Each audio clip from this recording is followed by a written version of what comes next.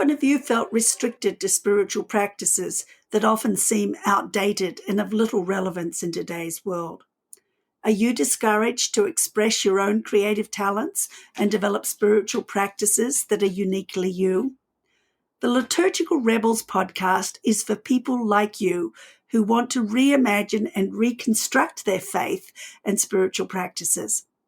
It's for those who want to reshape belief and journey closer to God's wholeness with peace, justice, and flourishing, not just for themselves, but for the earth and all its inhabitants.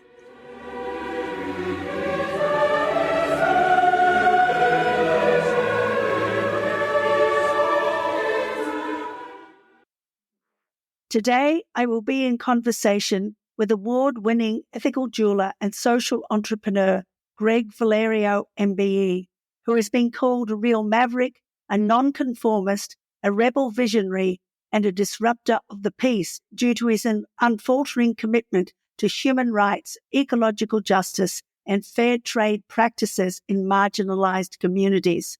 To me, Greg is just a good friend and a follower of the rebel Jesus and his beliefs in justice and peace for the common good. Greg was the first international jeweler to visit Colombia's pioneering small-scale mining initiative, Oro Verde, which supported sustainable indigenous gold and platinum mining methods without the use of mercury. He was also the first to establish an ethical jewelry website and was involved in the establishment of Fair Trade Gold. In November 2024, Greg unveiled the Peace Gold Ethical Jewellery House in Bishop Auckland in the north of England, a retail space inviting customers to learn directly from Greg about Peace Gold's mission and social impact, to shop jewellery from a curated selection of ethics-oriented jewellers and learn the art of jewellery craftsmanship through in-house jewellery making workshops with goldsmith Kate Seow.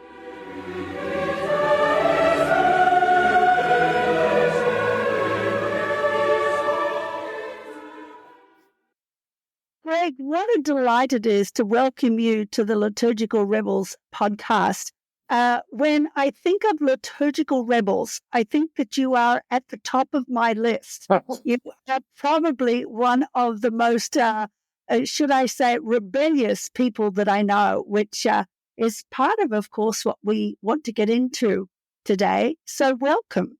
Well, it's very kind of you to say that. I always think that's from wherever you're standing. You're a part of the establishment, one is considered a rebel. The establishment is considered to be something which doesn't necessarily deliver progress. So it depends on where you sit, really, doesn't it? I would agree wholeheartedly, yes. And Greg, I was thinking back to when we first met. I think it was probably about the mid-90s. Yeah, it was, yeah. Yeah, one of the earliest trips that Tom and I did together to Britain. And you were just getting started with Cred at that stage, which is, of course, Europe's first jewellery company to retail fairly traded Oro Verde gold and green platinum collections from the, I hope I pronounce this right, the Choco region of Colombia. Yes, it was, yeah. I remember being very excited by that and the passion and the enthusiasm that you had, though I must confess that I wasn't sure how well you would be able to accomplish what you were hoping for. So looking back now, I am really impressed. So could you tell us a little bit about your history and how you became interested in fair trade gold and jewelry? Yeah, I mean, my history with jewelry is really accidental. I never set out, in life to become a jeweler. I never set out to run a business. I never set out to be an entrepreneur. And I certainly never set out to put all those things together and create this thing called fair trade in gold. I think, when I became a Christian, which was towards the end of the 80s, I joined a church. I left London. I was in the theatre in London at the time. I left the theatre. I moved down to a church, which is where we would have first met, on the south coast of England, which actually is where I went to school. So it was a bit like returning home, although school wasn't necessarily a pleasant place to be, as I recall. I was thrown out as uneducatable. I would say, if you want to work with somebody, make sure they've been thrown out of something first, because if they're thrown out of it, they don't have any principles. So there's no point working with them, because they'll just go with the current winds. But anyway, so a gentleman that we both know from history, who's now living up in Scotland, just to the north of me, Micah Jazz, aka Mike. He invited me, in his estimable wisdom, to run what we call, in the day, was called a development education program in secondary schools. Now, the great irony of it was, of course, I'd been thrown out of school as uneducated. But you can get away with things like that in the UK, because people don't ask questions, which is great. So we ended up running a dev ed program, which really covered human rights, why are the poor, environmental issues, trade, not aid, 2000, cancellation of global debt for poor indebted nations, et cetera, et cetera. And that was going into secondary schools and working with kids on what are the issues, how do we engage them, how do we campaign, how do we become a difference in our lives, And the most common theme that was coming up at the time was this issue around, by this time we were working in Ethiopia and Tanzania by that point, because I'd been doing some international trips around education. And all the people that I was speaking to on the ground in the urban slums or in the rural communities were all saying, we don't want aid, we need trade. We need trade on decent terms, not exploitative, kind of crazy capitalist IMF, World Bank funded, crazy stuff. Exploit the weak and the poor. Not that kind of trade, because that kind of trade leads to conflict. Fair and just trade. So, of course, and the fair trade movement was just beginning. So we used fair trade as a campaign tool. We got kids involved with it. But then I began to buy things from these community groups, bring them back to the UK, flog them at the back of church meetings, and it took off. That's essentially how it happened. Ended up funding the organization, CRED, Christian Relief Education Development, out of the trading tables that we had at the back of church meetings. And, the only thing that sold consistently, sold well and profitably, was jewelry. So we ended up with a trading company called CRED that sold jewelry consistently and well. So we ended up CRED Jewelry. The only problem was, and we wanted to found it on fair trade principles. The only thing was, there was no fair trade jewelry principles or criteria or framework or understanding at the time. And that's really how I got going in it. It was really the exploration of, well, by default, I had CRED Jewelry. It's a fair trade jewelry company. Now I've got to define what fair trade means so I can communicate that to customers. And again, cutting a very long story short, I ended up in Colombia in 2004, 2005, the invitation of the Oro Verde community that were working with the multi-generational sons and daughters of the slave trade movement, the Afro-Colombian community, who were mining gold and platinum without the use of mercury. And it was the most amazing experience that I'd had for many, many, many years. Watching them, panning this stuff out of rivers, gathering it up. We would take it to a local refinery in Medellin. They would refine it for us. So we batch refine it so we didn't lose the integrity of the source. Then I would literally take it back to the UK, and then we would make gold rings, wedding rings out of it. And then we put up a little website, which, looking back on it, was a horror story. You couldn't do online transactions in those days. People bring you up and you had an access sliding card machine. That's like, this was the dawn of the internet, just as we were getting out of ISDN, kind of dial-up modems. Yes. And it just took off. So we ended up with these Oro Verde rings. People really liked it. It kind of plugged into the fair trade movement. The miners on the ground in South America really got caught up with the idea of this. Wow, we can do our gold from source to retail. Traceability. So they said they want to get on board as well. So we ended up creating an organization in South America called the Alliance for Responsible Mining. And then my job as a jeweler was to take that back to the UK and into Europe primarily. Transfer USA, I remember having conversations with them. They were a little bit they poo-pooed it. They weren't interested. No. It's not the done thing, darling. So we didn't do very much in the States at all, unfortunately. That wasn't, we tried our best, but they weren't having it. But the Europeans really went for it. So we ended up working with Fair Trade International, developing standards criteria, getting miners and jewelers connected. And the whole thing, that was really over the whole of the noughties until eventually we launched in 2011 certified Fair Trade Gold from Bolivia, Colombia, and Peru. Wonderful. And that's really how it started. And of course, it's a journey. It's in Colombia. And I always tell this story because I think it's very salient to this conversation. When you're sitting down late at night, you're having a few beers, you're talking to people through the translator, because I don't speak Spanish, they don't speak English.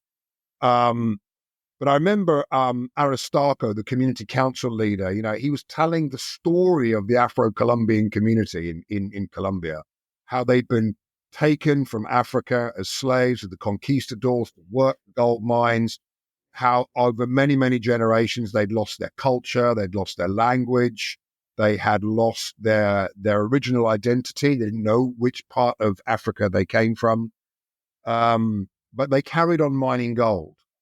And of course, we were dreaming at that time. What could happen here? What could this be? And I remember Aristarco saying, this is our prayer. Because, we think prayer is, you get down on your knees and, you sort of say, oh, dear Lord Jesus, I'm dreadfully sorry for being such a miserable sinner. Do forgive me. I'm an awful, awful, awful person. And now I feel good because I'm in a charismatic meeting. That's not prayer.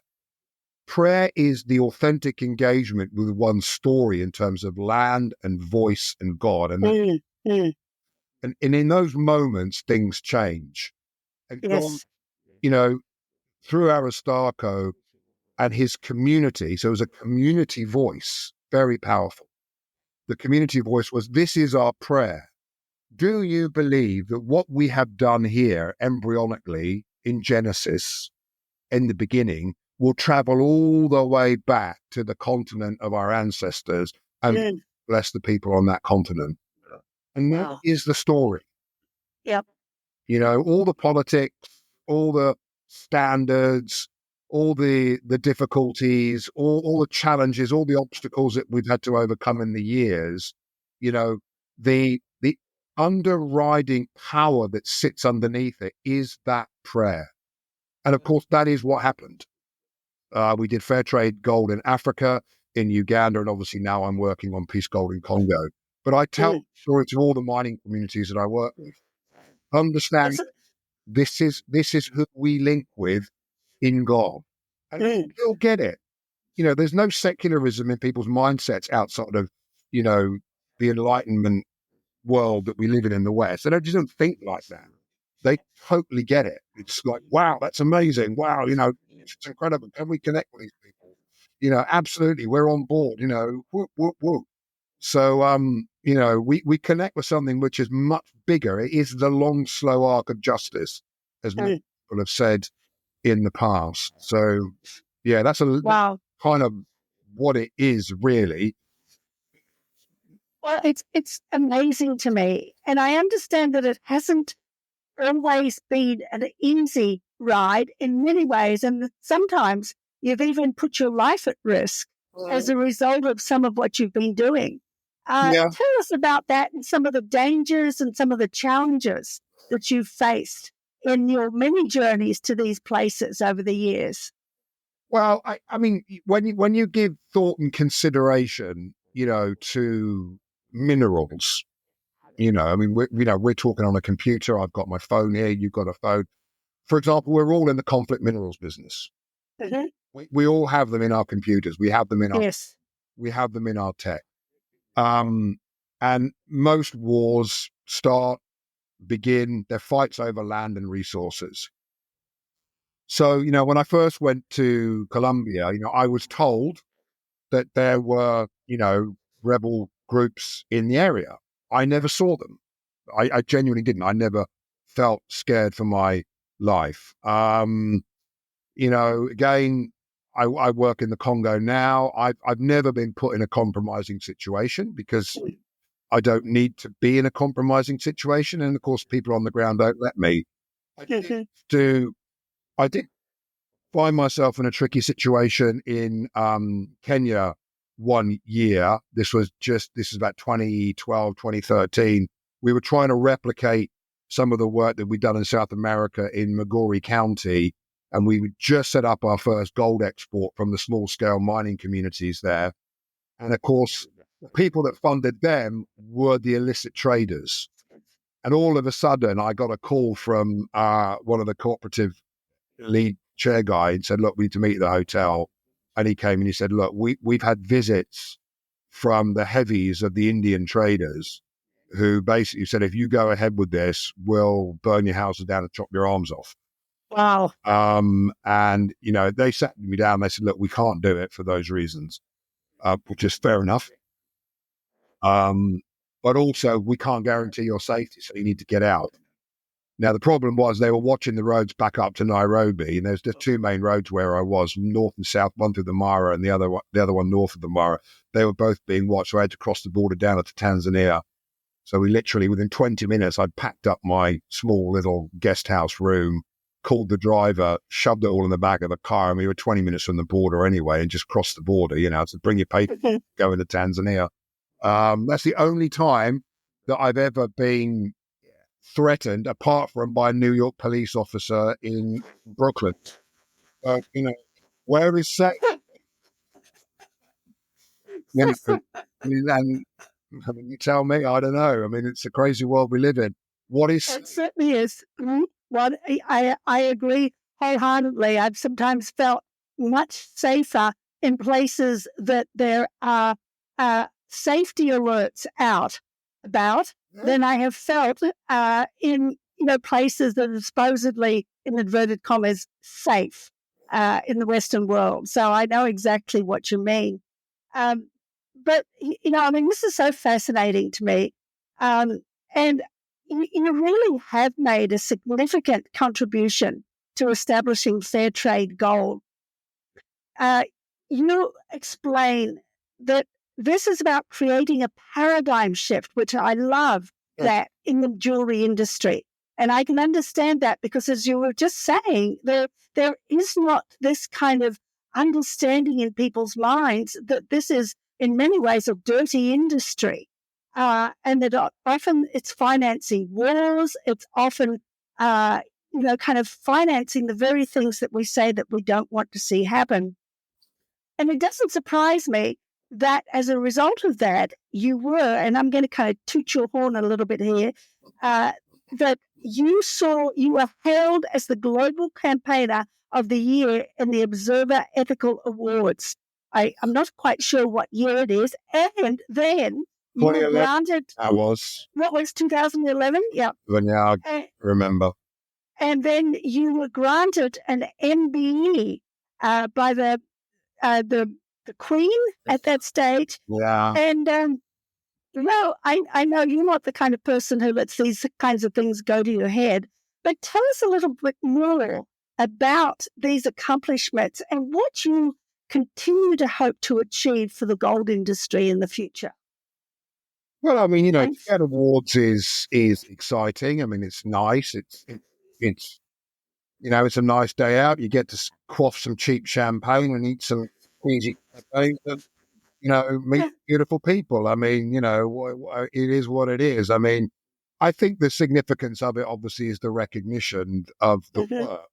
So I remember when I took the MBE, I mean, I'm not a big fan of being a member of the British Empire because I'm not completely sure it still exists. But, I think the point with that was I know when we were doing all the campaign work, we were constantly patronized by the establishment, which is a big problem in the UK, the established order of things. We were constantly patronized by the industry, by the trade as, it's a great work you're doing, but it will never it will never grow. It will never be. Firstly, it's impossible. It'll never happen. I've heard that before. I was told that when I was developing mercy ships, it's never been done before. It's not going to work. Yeah, Yes. it'll never work. And it's like I learned it. I learned in the very early days. Whenever somebody used the word impossible, that's the pathway to go down. I love that. Love that. Because I mean, there's two ways of reading that scripture. Is nothing is impossible with God. So some people interpret it as nothing is impossible with God, i.e., God can do anything. Or you can go the apoplectic route, which is no thing is impossible with God, which is a totally different emphasis. And I actually like both the same. But the point was, we followed the path of the impossible. As soon as it becomes possible, it then gets patronized as niche, minority, small, insignificant. You're doing a good work to those people that need it, but it will never go mainstream. So I think when I was offered the MBE, it was a recognition of the value of the work of which we had all done. No person creates something like Fair Trade Gold. I might have been the gob that mouthed it off the most, but that doesn't mean that there wasn't hard work, graft, sweat, toil, and tears that were put into it by hundreds of other people and organizations. And it was a recognition of everybody's work. But it was also a way of saying to the establishment, it is possible, and we have arrived, and we're not going anywhere. Oh, and by the way, we occupy the same space as you now. You don't it anymore, you peasants. I mean, never overestimate the intelligence of a spiv in a suit. They don't have it. So, I think the MBE was significant in that context. Yes. It still continues to play out in that context, even all these years later. But, also the Observer, for me, the one that really touched me the most was the Observer Award, the Ethical Campaigner of the Year Award, because on that day, there was three that were up for it, Greenpeace, Avaz, and me. Wow. Yes, were very congratulatory. They said, oh, fantastic, well done, Greg, blah, blah, blah, blah, blah. And Greenpeace wouldn't talk to me. Not walk out. How the hell who works in the mining industry possibly get Global Campaigner of the Year award? But but this was an example of how we struggled along the way, because development agencies wouldn't talk to us because we worked with miners. Environmental agencies wouldn't talk to us because we worked with miners. The trade wouldn't work with us because we were requiring them to change the systems and the processes around transparency and traceability. We really did get it from all angles, because, you just don't work with extraction industries because they're the worst on the planet. And yet, they're the artisanal small-scale miners are the second biggest employment bracket on the planet after agriculture. Maybe 150 million dependents worldwide, directly involved with artisanal small-scale mining. Wow. It is a huge business. It's generally informal. It's generally off the books. It's massively exploited as a result of that. And it's a dollar a day economy for those miners and diggers. So, they're absolutely, when it comes to human rights, gender, child labor, environmental impact, ecological integrity, all the key touched social justice, social inclusion, economic justice, neo-colonial history around large-scale mining, land rights issues. I mean, no matter how you cut it, when you deal with extractions, as we do, gold, silver, diamonds, gemstones, the jewelry that you buy, those are all the issues that you are touching in the ring you put on your beloveds on the wedding day.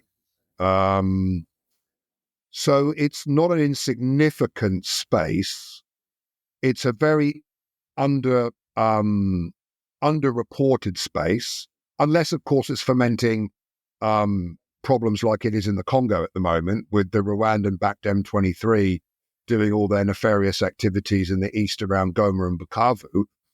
But, we report that because it's dramatic. What we don't report is the 1,200 militia that last week agreed to be demobilized in Ituri province. The community that we work with, the Centre for Resolution Conflict, they are going to go talk to Codeco, who are one of the biggest militia groups in Ituri, about delivering a ceasefire. Wow. It's amazing. Outside of the headline media caption world, there's fantastic work going on the ground to build peace, resolution, economic justice, community development, uphold human rights, preserve ecology, not just preserve it, but transform it into the good. When you look at the economy under jewelry, and I love jewelry, don't get me wrong, so I'm not down on it. I'm very positive about it, but we have to live in the truth, not in the fantasy. Sure. And the reality, the authentic reality on the ground is that the overwhelming majority of people that participate in the jewelry profession are artisanal small-scale miners.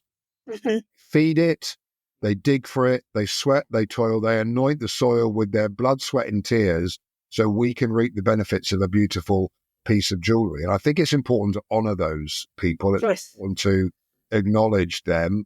It's important to work in solidarity with them. And I think and what I've found to be fascinating, and this is kind of, I suppose, by divine coincidence, if there are such things. Almost all the communities that I've worked with over the years that have been the most progressive have all been primarily run by Christians, not exclusively, but, church leaders, whatever it might be. Or there's been a bunch of Jesuit priests in the background, or a group of Catholic nuns or something like that. Beavering away, praying away, working for social justice and solidarity with the poor. Catholics are very good at this. They get the God's priority for the poor in a way Protestants don't. Yes. Protestants are held up on sin all the time, which is a big obstacle to progress. Whereas I think the Catholics are all about solidarity with the poor, justice for the poor. Economic justice is a biblical mandate. It's enshrined in the gospel. It's enshrined in the life of Jesus, and Jesus was poor. Yes. So if God, in God's inestimable wisdom, decides that the incarnation needs to happen in the context of a poor human body, that's authoritative. Yes. It's not speculative. That's why it's very difficult for a rich man to go through to get to the kingdom of heaven, because God's not rich. God's poor. Christologically, you can't get away from it, which is why so many, for me, the prosperity gospel preachers, they're Gnostics. Yes. They're not Christians. Oh, yeah. I agree wholeheartedly there. They have to ignore Jesus to get to what they want, which is the economic benefit. Yeah. Well, I think, let's not get into this, but I feel we're very much seeing that. It's a big problem. It's a big problem in Africa. Big problem. It is. It is around the world because, wealth is seductive and attractive. That's part of it, I think. And so we rationalize our faith around those seductions. But that's probably a discussion for another time. So, we'll have to book it, won't we? We will, yes. We can all get excommunicated from the establishment. Now, Greg, the last time that Tom and I were together with you was up in Bishop Auckland near Durham, up in the north of England. And you were talking about, it was April last year that we were with you. And I understand that in November, you unveiled Peace Gold Ethical Jewelry House at Bishop Auckland. That's right. Yeah. I really wish that you'd done it a year earlier and that we would have been able to go there. But at this point in time, all I can rely on is talking to you through this interview So tell us about Peace Gold Ethical Jewelry House and what your hopes for this are. Well, I think, Peace Gold is, it's a social enterprise. So it's a for-profit social enterprise. It was born in the Congo with the work that I was doing on peace building and conflict resolution with Peace Direct here in the UK and the Centre for Resolution Conflict and a number of small-scale gold mining cooperatives in Ituri province. And we wanted to address the challenge of conflict gold. We had people being demobilized from militia groups as a part of the demobilization, demilitarization, and reintegration strategy, the DDR process in Congo. CRC were doing that. But one of the challenges which they face was, what do we do with the men? There's plenty of programs for the kids, quite rightly, and plenty of programs for the women that have suffered sexual violence as a result of the conflicts, which is absolutely right on. No questions there. But the men, anybody over 18 and male, was basically, there was nothing for them. They were the primary protagonists in the conflicts, not the only ones. I mean, I've met enough ex-female militia to know that, I wouldn't want to meet them on a cold, dark night with a Kalashnikov. The point is, so we came up with this idea that, well, let's integrate them into gold mining communities because everybody in that area knows how to mine gold. I mean, there's so much gold, it's ridiculous. So let's integrate them and let's create a process for turning conflict or the sources of conflict gold into peace gold. Can we take the value of the product and bend that value to building peace and resolving conflict and community development?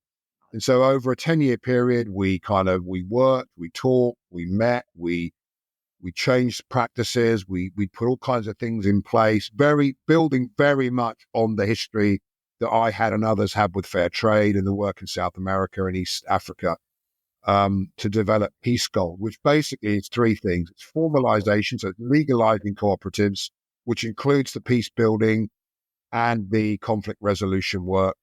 It is about making all that gold production mercury-free, so it's addressing pressing environmental issues, and exporting it, building an export platform that takes the wealth that is inherent in gold, which obviously at the moment it's at a record levels, and then bending that through a social enterprise and a circular economy back to the ground. So the value doesn't get lost to out of the country, but it's returned to the country, and that's what we're now doing. And that's essentially is a supply chain from mine to retail. So the Bishop Auckland Ethical Jewelry House has got Peace Gold over the door. And what we do is we work upstream with the miners and then downstream with the jewelers. So we got there are hundreds of ethical jewelers now around the world.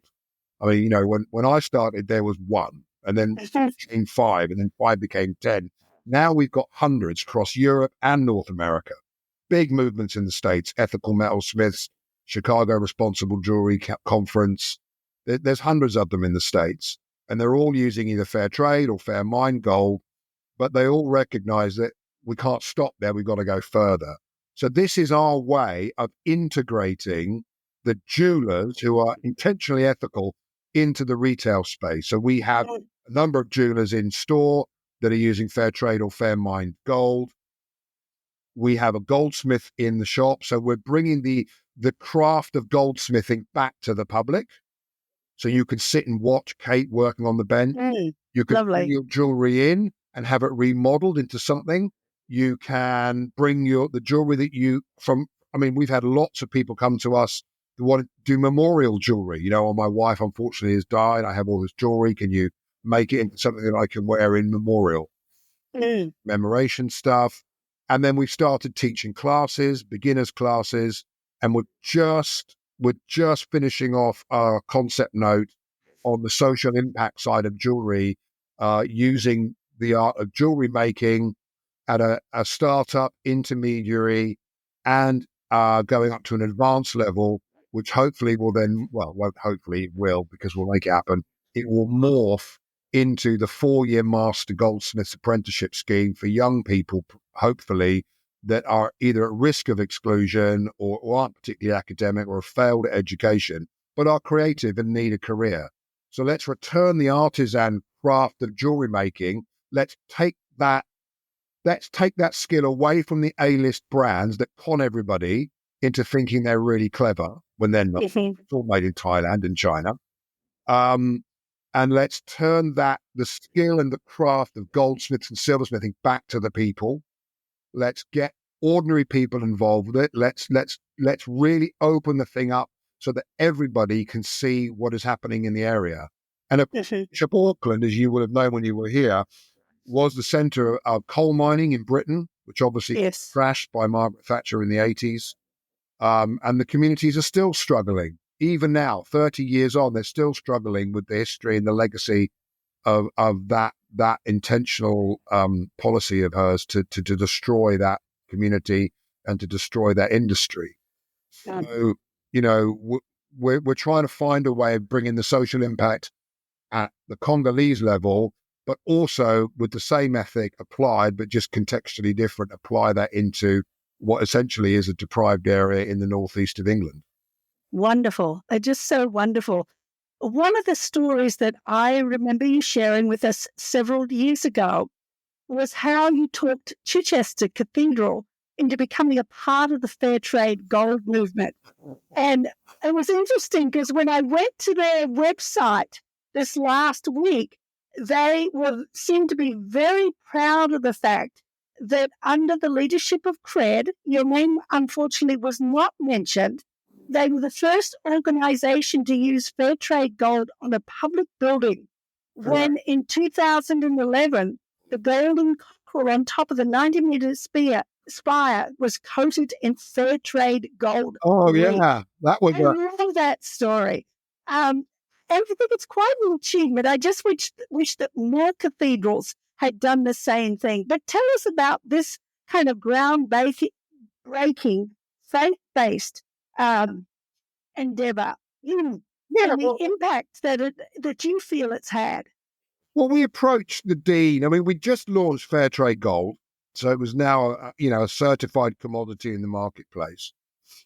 So, as a part of the launch, the early launch narratives, we were trying to find ways of really getting oxygen to the campaign to get jewelers and consumers aware of it, to ask for it. So I went to the Dean of Chichester Cathedral and I said, hey, because I used to go in there. I lived in Chichester at the time. I used to go in there at 7:00 in the morning when it opened for kind of quiet prayers, because that was the great thing about going into cathedrals early, is they're empty. Yes. Fantastic if you want to actually pray rather than be a tourist. So I used to go in. So I kind of got to know him over the years.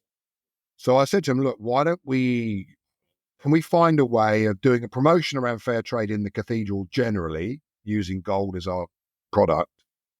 But is there any way that we can do something with you in partnership to use fair trade gold, I know, in a religious artifact or a cross or something, And he said, well, actually, we're just coming up to our 25-year.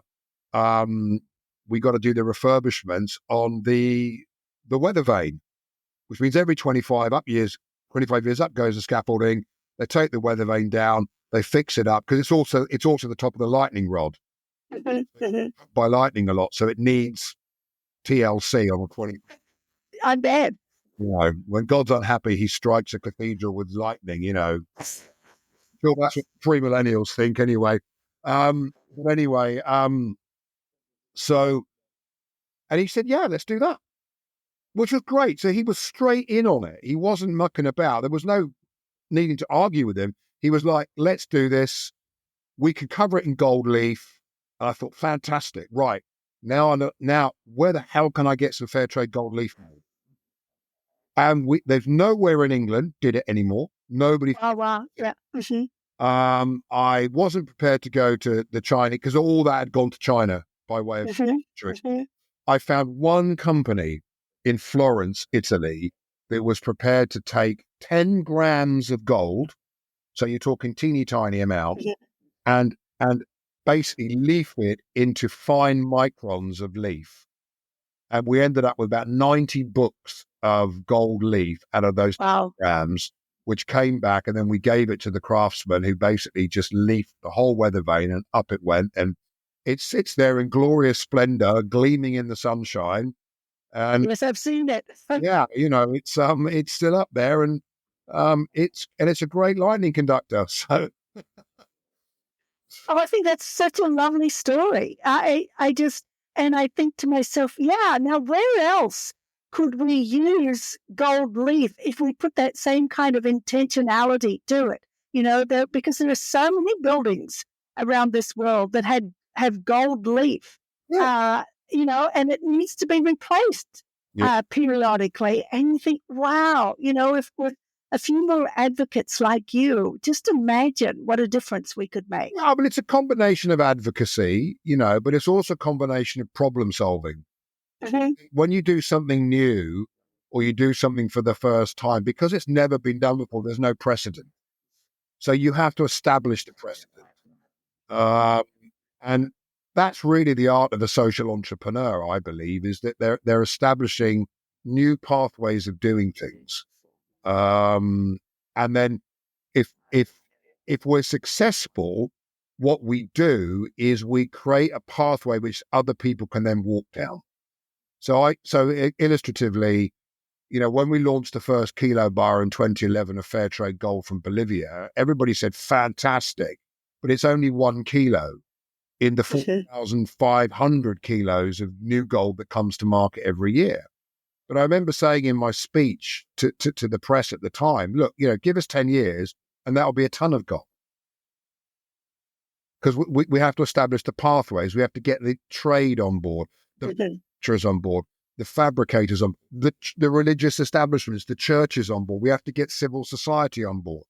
Now, in 2023, the fair trade gold, because the Swiss picked it up, which is dead helpful, because the Swiss love peace and they love gold. Interesting.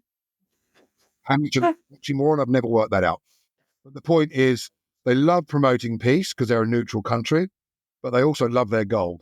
And because of the Swiss love of gold, we now or fair trade gold is now sitting at 1.2 tons a year. Wow, that's wonderful. And it will continue to grow and it will continue to expand. Why? Because we embedded it into the fabric of the trade so everybody can use it. And that it's not about an individual doing it. A good social entrepreneur creates the opportunities for everybody to do it. Then it becomes a principle. Then it becomes an established way of doing things. And I learned that from Harriet Lamb, who used to run the Fair Trade Foundation. She was a phenomenal campaigner, incredible campaigner. She was the one that took fair trade from a niche idea into the mainstream. Wonderful. And she always said, if you can't change people's minds, you have to change the culture that dictates how they think. And that's the art of campaigning. That's great. That's great. Now, Greg, there's another passion that we share, and that is for Celtic spirituality. And we've had many discussions about this. And so share a little bit with us about your interest in Celtic Christian spirituality, where it came from, and how you are still involved with that, because I know you've had, again, many different ways of kind of expressing your interest in Celtic spirituality. Well, I mean, that's a great question, Christine, because, I think I'm 57 now. I really started taking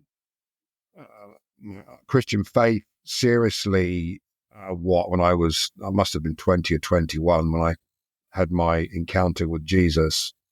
So I joined a charismatic evangelical church. I didn't even know what those words meant in those days. And I'm still not sure I know what they mean now.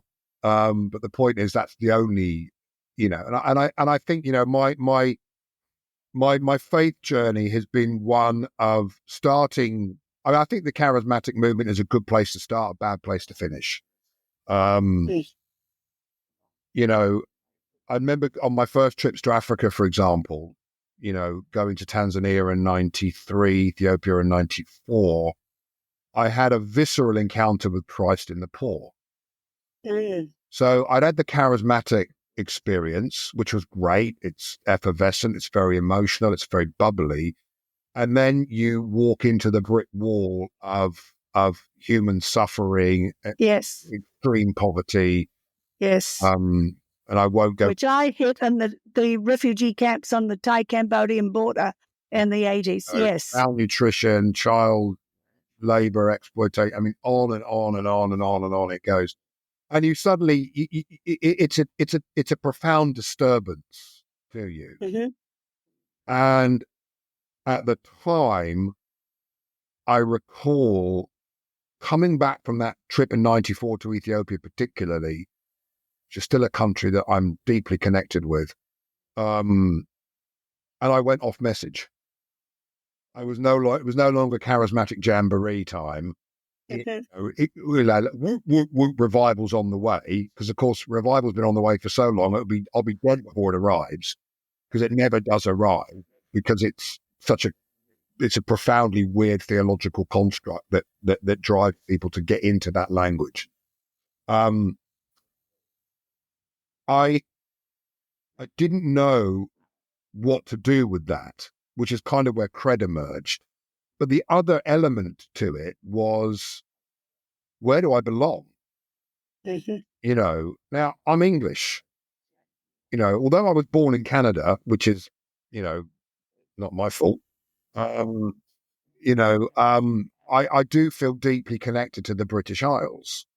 So I think my love of Celtic Christianity, if there is such a thing, came about as a result of needing to accommodate a bigger God than I had, Mm-hmm. a recognition that land is critical to salvation history, that justice is rooted in the land as much as it is in the people, and Celtic Christianity is just an indigenous Mm-hmm. expression of Christianity that was born in the British Isles. Oh, yes. Yes. It's not. It's no. I mean, I've got great Pueblo friends, for example, that are phenomenal Christians, indigenous men and women who are Christians, and it's indigenous to their context. Yes. Christianity is not a commodity to be sold in a Celtic cross. It is something which profoundly connects you to the place where you belong. Mm-hmm. And I belong in these islands, despite the stupidity that we get up to at times. I still belong here. This is where I feel at home. I am rooted in these islands. And that monastic faith that the Celtic Christians expressed is the only way that I can navigate the silence and the solitude alongside the action, the contemplative activism, which I think is inherent with the monastic tradition and the Celtic Christian tradition. Is community and solitude and community. Solitude and community. It's back and forth, back and forth. It's the only way that I can navigate the turbulences of the world that I live in. I think the organized churches don't get it. They claim to get it because they've got bricks and mortar, but I think the established church in this country is dying. It'll be dead in a generation. I mean, well, it's dying all over the Western world. Yes. and it's like but of course, God can't work through an institution, because an institution by nature is a construct. God is an organic, living, breathing spirit, Holy Spirit. It requires organic matter to flow through. Anything that breathes, anything that is alive is where the Spirit of Christ dwells. It cannot inherently dwell in bricks and mortar or in political structures or in, political establishments of any order. It just doesn't, it can influence, but it doesn't live there. Yes. It lives in us. Yes. Mm-hmm. And that's us in connection with the land and God is a moral being. God is a just being. God is the living conscience of the universe from which we derive our moral backbone. And I think we understand God. I mean, the best worship song that I listened to today was the robin in the tree outside my house. Mm-hmm. I know that feeling. I would agree. I am looking out today on beautiful snow-capped mountains, and there is nothing that makes me feel closer to God than looking at God's beautiful creation and wandering around in the midst of it as well. It's just amazing. And I know that that's something that the Celtic tradition has helped to solidify in me the authenticity of this. But as you say, it's very much an indigenous kind of view of faith. I mean, I see that same kind of expression of faith in my Native American friends here and Australian Aboriginals, and and it's wonderful to see that.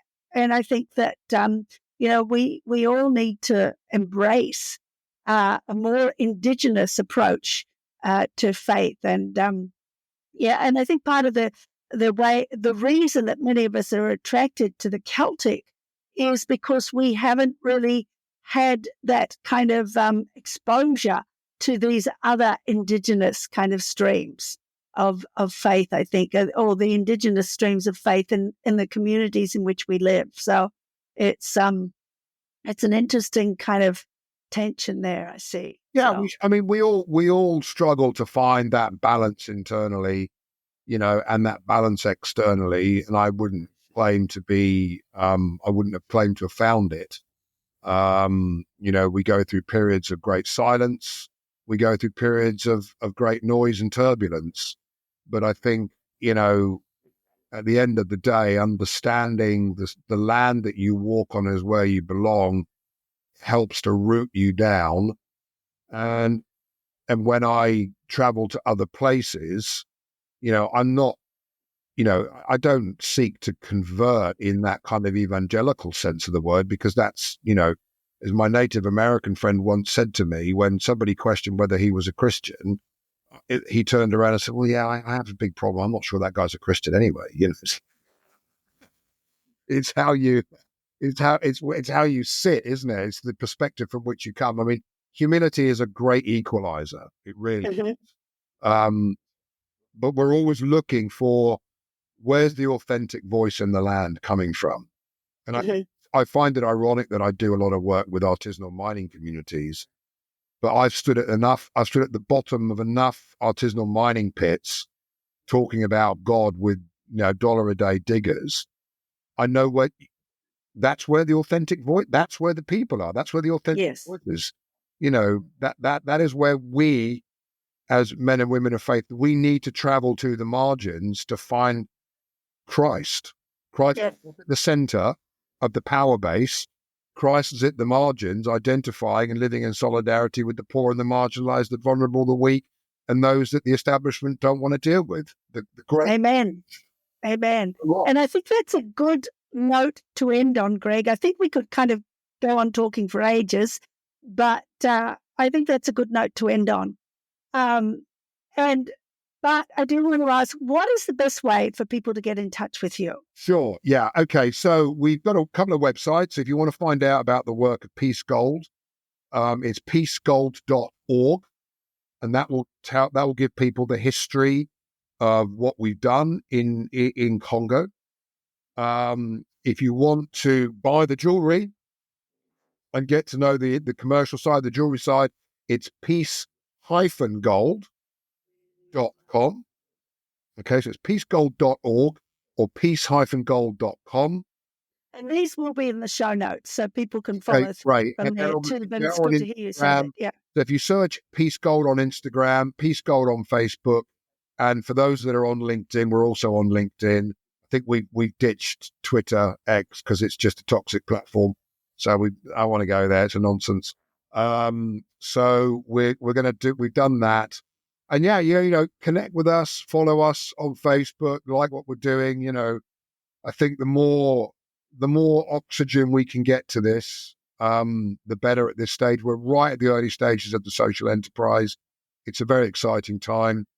And yeah, we're very, I've got one thing left in the tank, and I think this is it. Wonderful.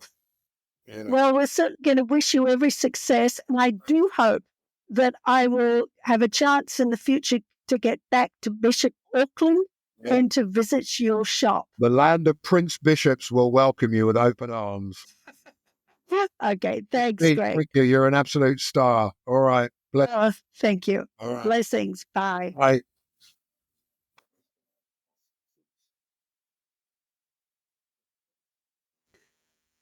In this episode of the Liturgical Rebels, I was in conversation with Greg Valerio, a pioneer in the fair trade jewelry movement.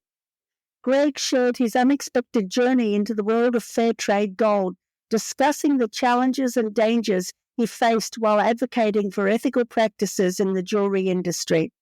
He emphasized the importance of community engagement and the role of faith in driving social justice initiatives. The conversation also touched on the recognition Greg has received for his work and the ongoing need for transparency and justice in the mining sector. In this conversation, we explored the intersection of faith, wealth, and social enterprise, particularly through the lens of Peace Gold, a social enterprise aimed at transforming conflict gold into ethical jewelry. We also delved into Celtic spirituality and its relevance in today's world, emphasizing the need to find Christ in the margins and the significance of indigenous expressions of faith. In the next episode of Liturgical Rebels, I will be in conversation with Kendall Vanderslice, a baker, writer, speaker, and the founder of the Edible Theology Project, a ministry that connects the communion table to the kitchen table. She is a graduate of Wheaton College, Boston University, and Duke Divinity School. Kendall is the author of Bake and Pray, in which she weaves baking science and technique together with theological reflections drawn from a wide range of Christian traditions. Her other books include By Bread Alone and We Will Feast. She lives in Durham, North Carolina, where she teaches workshops on bread baking as a spiritual practice. I am Christine Sine, the author of Celtic Advent, Following an Unfamiliar Path, and of The Gift of Wonder. My other books include Digging Deeper, The Art of Contemplative Gardening, and To Garden with God. I also write regularly on Substack. If you enjoyed this episode, don't forget to hit like and subscribe to the podcast. Please also share it with your friends or join me on Substack, Instagram, or Facebook, or Blue Sky.